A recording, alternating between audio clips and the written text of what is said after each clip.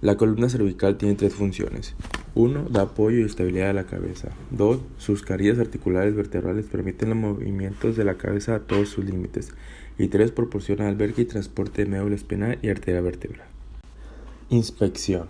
La inspección se inicia cuando el enfermo entra a la sala de exploraciones. Conforme lo hace, observe la actitud y postura de la cabeza. En condiciones normales, esta se conserva erguida, perpendicular al suelo. Se mueve en coordinación suave con los movimientos del cuerpo. Por la posibilidad de patología refleja, la exploración completa del cuello requiere del enfermo se desnude hasta la cintura y exponga la región del cuello, lo mismo que toda la extremidad superior. Conforme se desnude el enfermo, la cabeza debe moverse de manera natural con movimientos de su cuerpo. Si conserva la cabeza con rigidez hacia un lado para protegerse del dolor o la fija en una zona en la que se manifiesta puede haber una reacción patológica de la postura observada. Palpación de los huesos. Se hará una palpación de cuello mientras el enfermo se encuentra en posición supina, puesto que los músculos que cubren las prominencias más profundas del cuello se encuentran en relajación en dicha posición y los elementos óseos se definen de manera más precisa. Superficie anterior. Huesos hioideos. El hueso hioides, elemento en forma de herradura, está situado por encima del cartílago tiroides. En el plano horizontal está enfrente del cuerpo vertebral de C3. Para palpar este hueso, ahueque su mano alrededor de la cara anterior del cuello del enfermo, justamente por encima del cartílago tiroides. Investigue con una acción de pinza de sus dedos medio y pulgar para palpar los dos extremos del hueso. Estas apófisis largas y delgadas se originan en la línea media del cuello y se digieren hacia los lados y hacia atrás. Pide al enfermo que gluta. Cuando lo haga, se hará perceptible el movimiento del hueso hioideus. Cartílago tiroides. Deslice los dedos por la línea media hacia abajo hasta que entren en contacto con el cartílago tiroides y su escotadura superior pequeña e identificable. Desde allí palpe la parte superior en protrusión de dicho cartílago. La parte de arriba del cartílago, conocida a menudo como manzana de Adán, indica el nivel del cuerpo vertebral C3, en tanto que la porción inferior indica el nivel de C5. Aunque el cartílago tiroides no es tan amplio como el hueso hioides, es más largo e direccional cefalocaudal. Tubérculo carotidio. Al correr usted hacia afuera los dedos 2.5 centímetros aproximadamente a partir del primer anillo criroideo, llegará al nivel del tubérculo carotidio. Tubérculo anterior de la apófisis transversa de C6. El tubérculo carotidio es pequeño y se encuentra apartado de la línea media, en la profundidad de los músculos suprayacentes, pero sí se puede palpar. Se puede percibir si usted presiona hacia atrás desde la posición lateral de sus dedos. Los tubérculos carotidios de C6 deben ser palpables por separado, puesto que la palpación simultánea puede ser restringir la circulación de ambas arterias carotidias que corren junto a los tubérculos y producir reflejos carotidios. El tubérculo carotidio es usado a menudo como referencia anatómica de acceso quirófano anterior de C5 y C6 y como sitio para la inyección del ganglio cervical estrellado. Superficie posterior. Protuberancia occipital externa. Esta protuberancia saliente redondeada se encuentra en la región occipital de la línea media y señala el centro de la línea superior de la nuca. Apófisis mastoides. Al hacer la palpación en sentido lateral desde el borde lateral de la línea superior de la nuca, se percibe la apófisis mastoides redondeadas. Apófisis espinosas de las vertebrales cervicales. La apófisis espinosa se encuentra a lo largo de la línea media posterior de la columna cervical. Para palparlas, ahueque una mano alrededor del lado del cuello y revise la línea media con la punta de los dedos. Como no hay ningún músculo que cruce la línea media, esta está identada. Los tejidos blandos de la región lateral sobresalen y ponen de relieve la indentación, y están compuestos por los músculos pararraquídeos profundos y parte superficial del trapecio. Empiece de la base del cráneo a la apófisis espinosa de C2, en la primera que se puede palpar. Conforme se palpan las apófisis espinosas de C2 hasta D1, observe la lordosis normal de la columna cervical. En algunos enfermos se encontrará apófisis espinosas de C3 a C5 bífidas. Las apófisis espinosas de C7 y D1 son más grandes que las que están por encima. En condiciones normales, las apófisis están en línea entre sí. El cambio de su alineación normal puede ser causado por la luxación de una articulación apofisial intervertebral o por la fractura de la apófisis espinosa después del traumatismo. Carillas articulares. Mueven cada mano a partir de la apófisis espinosa de C2 en sentido lateral a 2 centímetros aproximadamente y empieza a palpar la articulación apofisial, que se encuentra entre una y otra vertebral cervical. Estas articulaciones producen a menudo síntomas de dolor. En la región del cuello se siente una pequeña cúpula y se encuentra en la profundidad por debajo del músculo trapecio. No siempre se palpan con claridad y el enfermo debe estar relajado por completo para poderlas percibir. Tome nota del malestar que se despierta con la exploración y palpe estas articulaciones de manera bilateral a cada nivel hasta que llegue usted a la articulación entre C7 y D1.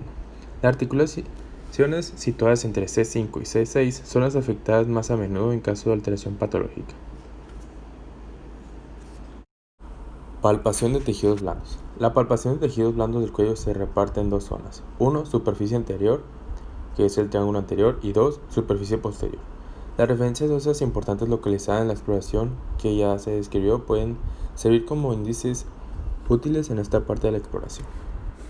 Músculo esternocleidomastoideo. Este músculo, que se extiende desde la articulación esternoclavicular hasta la apófisis mastoides, es distenido a menudo de las lesiones por hiperextensión de cuello durante los accidentes automovilísticos.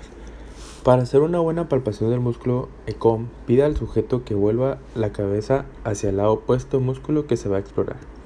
Cuando el enfermo lo hace así, el músculo sobresalta cerca del origen tendinoso.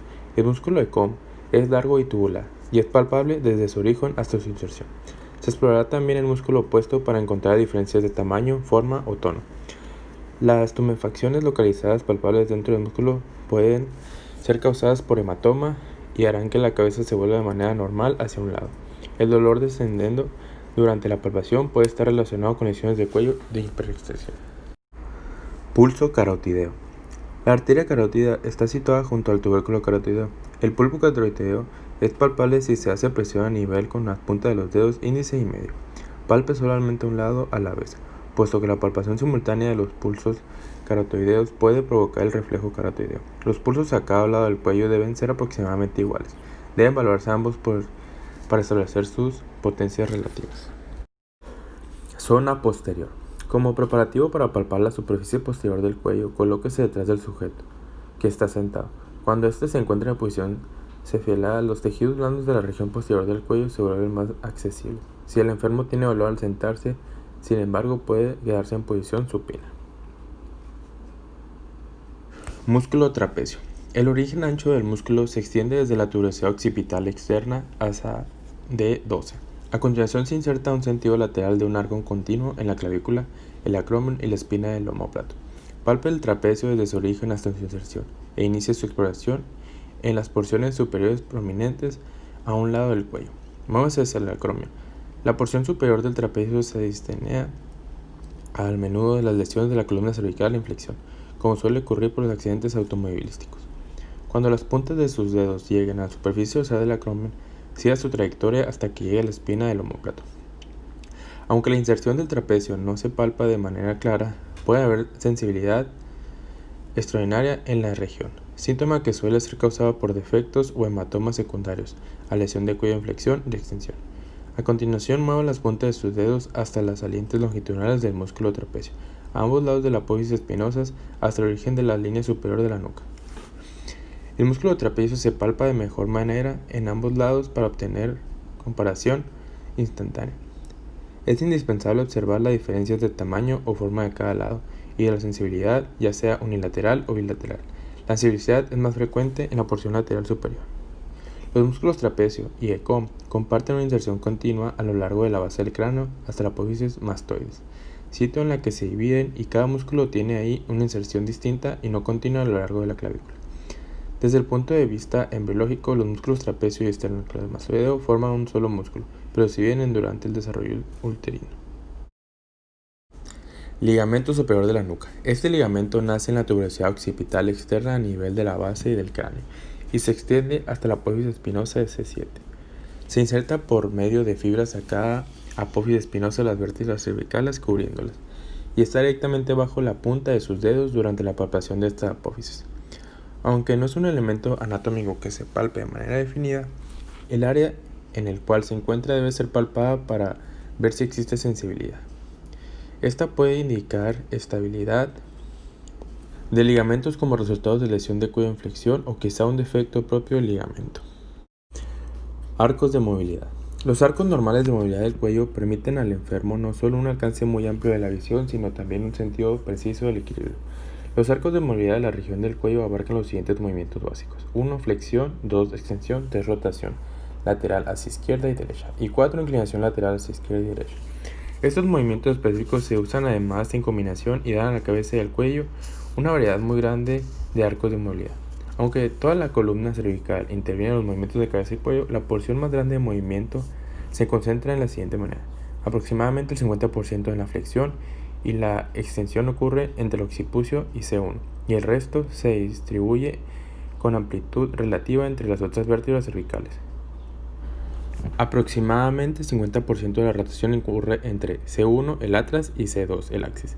Estas dos vértebras cervicales tienen una forma especializada que permite arcos más grandes de movilidad rotatoria. El resto de rotación está por lo tanto distribuido de manera relativamente amplia entre las otras 5 vértebras cervicales. Aunque la inclinación lateral es función de todas estas vértebras, no ocurre con movimiento puro, sino que funciona en conjunto con elementos de rotación. Puede ocurrir restricción importante de un movimiento específico por bloqueo a nivel de articulación que proporciona los arcos más grandes de movilidad. Por ejemplo, en la deformidad de Klippel-Feil, en la que están fusionados los cuerpos de 2 o más vértebras. Pruebas activas de los arcos de movilidad. Flexión y extensión. Para someter a prueba la flexión y extensión activos del cuello, pide al enfermo que incline la cabeza hacia adelante como si dijera así. Debe ser capaz de tocar el tórax con la barbilla y mirar directamente hacia el techo. Conforme mueve la cabeza, observa si el arco de movilidad es suave y no escaloneado. Los accidentes de automóvil pueden producir traumatismo en los tejidos blandos alrededor de la columna cervical, que tiende a limitar los movimientos y alterar el arco de movilidad normal. Rotación. Pide al enfermo que sacuda la cabeza hacia un lado o del otro. Este debe ser capaz de mover la cabeza lo suficiente para ambos lados, de modo que la barbilla quede casi en la línea del hombro. De nuevo observa los movimientos para saber si la cabeza hace rotación completa y con facilidad en un arco suave. Un factor limitante de frecuencia de los movimientos del cuello es la torticolis.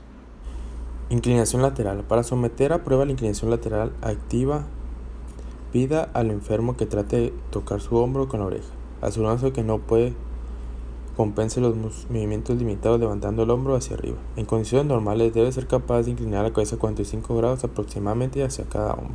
Los ganglios cervicales aumentan el tamaño y pueden limitar los movimientos, sobre todo en la inclinación lateral. Pruebas pasivas de los arcos de movilidad.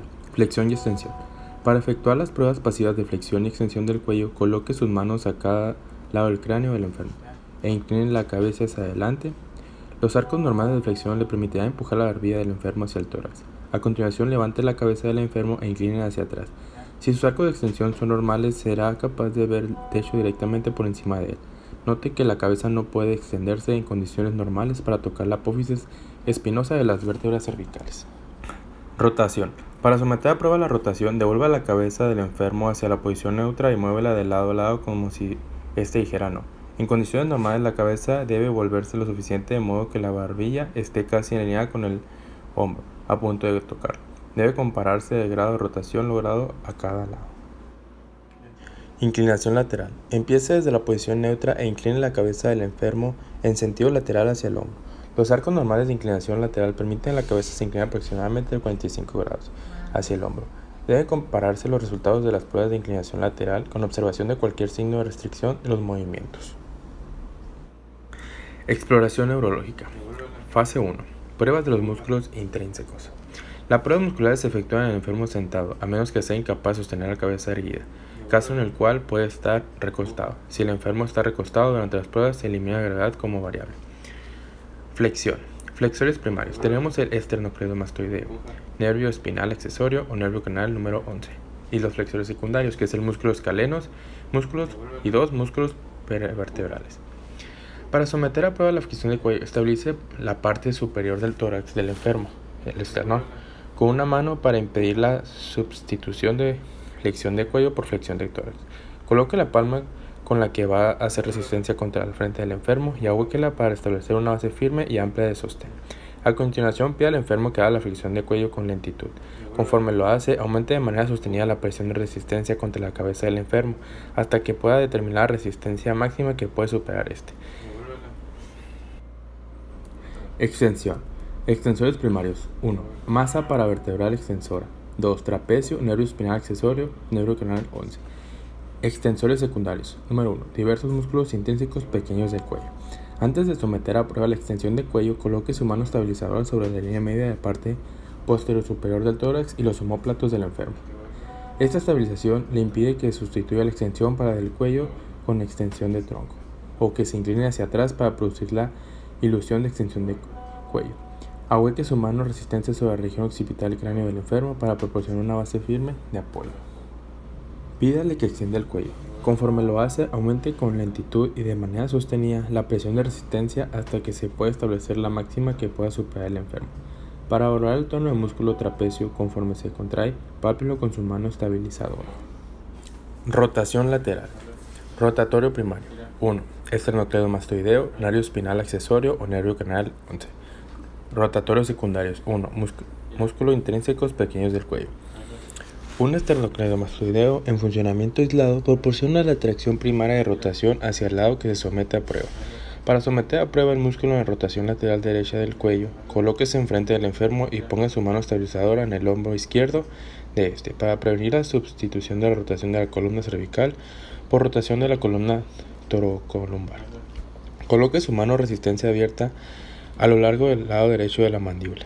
Pida al enfermo que haga rotación de cabeza como si dijera no, hacia la palma abierta de su mano resistente y aumente la presión hasta que se pueda medir la resistencia máxima que puede superar el enfermo.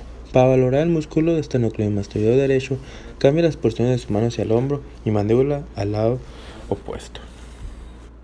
Inclinación lateral. Inclinaciones laterales primarios. Escalenos anterior, medio y posterior. Divisiones primarias anteriores de los nervios cervicales inferiores. Inclinados laterales secundarios. 1. Músculos intrínsecos pequeños del cuello. Somete a prueba los músculos de inclinación lateral derecha colocando su mano estabilizadora en el hombro derecho del enfermo para prevenir la sustitución del movimiento de elevación del hombro.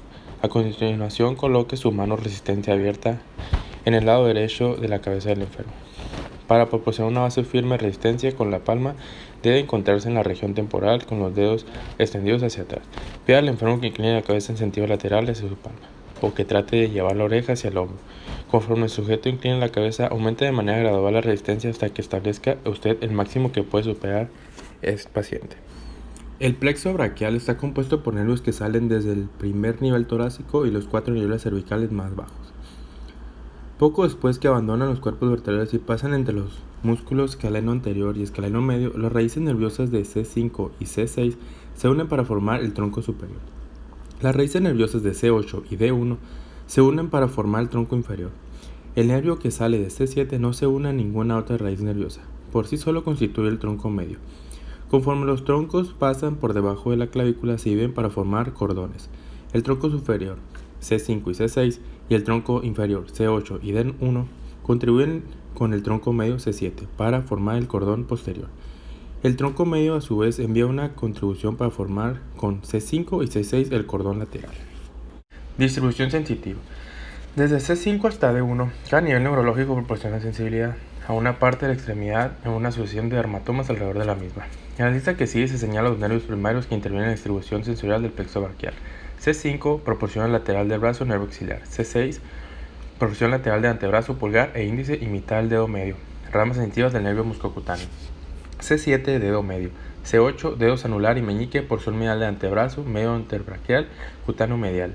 Y D1 proporciona medial del brazo, nervio braquial cutáneo medial. Con la lista anterior, se procede a explorar la extremidad superior de niveles neurológicos. Nivel neurológico C5. Pruebas musculares. Deltoides y bíceps son los dos músculos con inervación del C5 que se pueden someter a prueba con facilidad, aunque el deltoides es inervado casi por completo por C5. El bíceps tiene una inervación doble, tanto de C5 como de C6. Por lo tanto, es menos precisa la evaluación del nivel neurológico C5 por medio de prueba de bíceps nada más. Deltoides. El deltoides es un músculo constituido por 3 partes. 1. La parte anterior hace flexión. 2. La parte media hace abducción. Y 3. La parte posterior extiende el hombro. Para someter a prueba la potencia del deltoides resista a los movimientos de flexión, abducción y extensión de hombro. Bíceps.